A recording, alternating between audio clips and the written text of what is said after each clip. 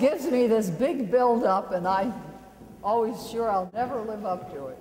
And then she exceeds it.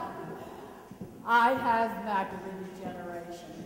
I have been legally blind for over 10 years.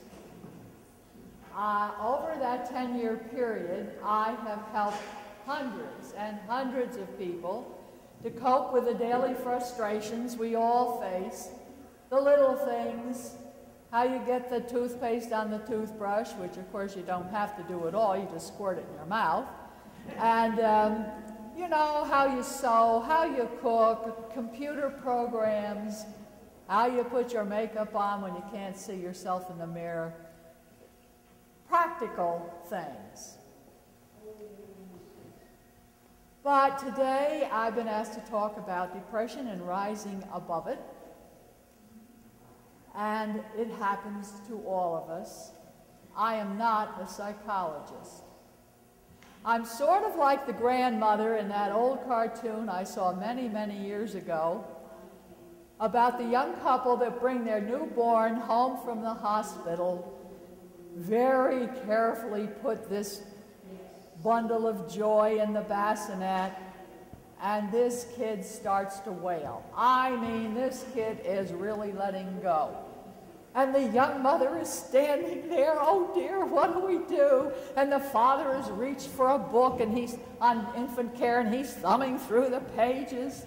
And the grandmother walks in, and she said, why don't you just put down the book and pick up the baby? Well, I'm sort of like that grandmother. She didn't have a degree in child psychology, but she knew a lot about babies. And I don't have a degree in psychology, but I know quite a bit about macular degeneration from personal experience and talking to many others. When we first, and I have the wet kind, when we first lose our central vision, we go through a period of grieving, a period of mourning. We've lost something very near and dear, and we wouldn't be human if we didn't grieve. You know, first you wake up and you think, it can't be true, I'm going to see just fine. And you wake up in the morning and you don't see just fine. And then you get angry. Why me, God? I didn't deserve this. It's not fair. Well, life isn't fair. You don't get to be as old as I am without learning that one.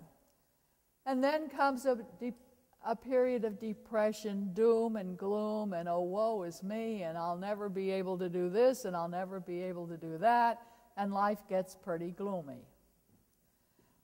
Now, for most people, this period doesn't last very long.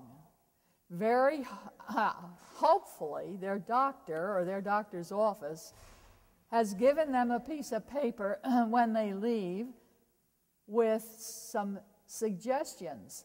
The name of a low vision specialist, with a phone number, the name of their local association for the blind with a phone number, and it would be wonderful if they would also give their patients the name of somebody in a support group that they can call and find out when and where the next meeting is. Support groups are incredibly helpful.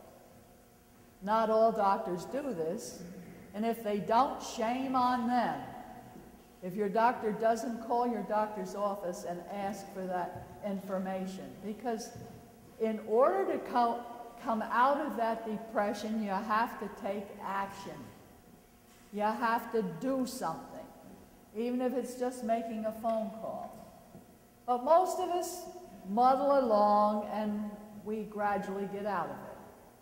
But there are a few people that just can't do that. And if you find yourself or someone you love who just doesn't even want to get out of bed in the morning, they may get up, walk to the bathroom, maybe you have a cup of coffee and they just want to go back to bed.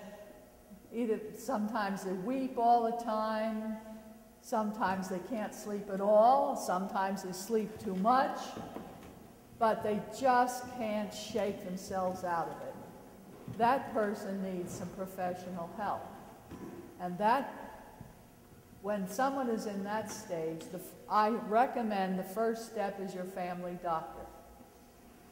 Your family doctor may treat you with some medication, depending on your situation. Or they may send you to a psychologist or a psychiatrist for talk therapy. There's absolutely no stigma in reaching out for help, because there is help. And it's absolutely awful for a person to suffer unnecessarily with anything. So my suggestion is reach out for help, take some action. Well, what happened to me? I remember very well the day I sat in my ophthalmologist's office and they said, now, read as many letters on the eye chart as you can. Just start with a big E. And I looked at where I thought the eye chart was supposed to be, and I couldn't even see the big E. I couldn't even see the eye chart.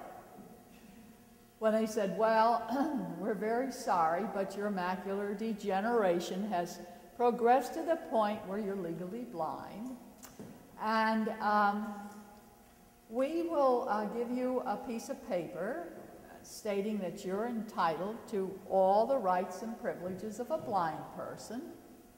And I thought, well, big deal, thanks a lot. You can keep your blasted piece of paper and you know what you can do with it. I want my eyesight back.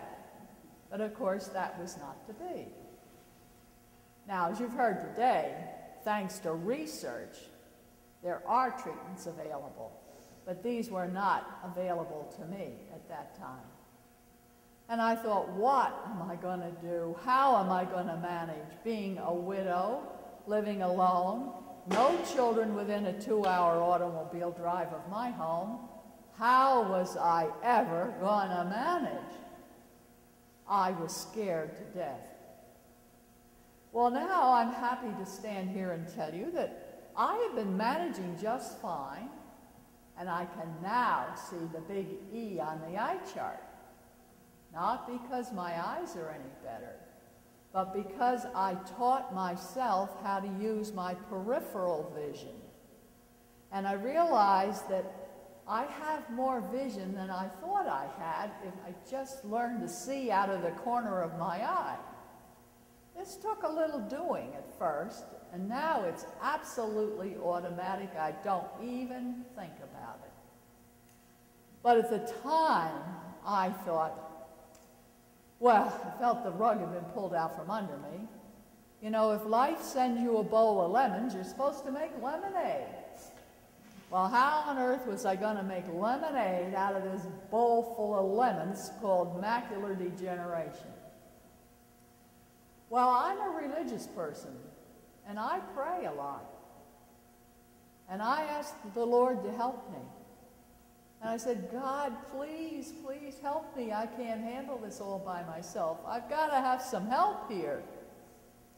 Now, I don't care what religion you are, whether you're Hindu, Buddhist, Christian, Jewish, Muslim, but I suggest prayer is a very good way to start coping with any of life's problems. My prayer was answered immediately with this thought, that I could never solve any problem with negative thinking. I had to start thinking creatively. I had to stop thinking I can't and start thinking, how can I?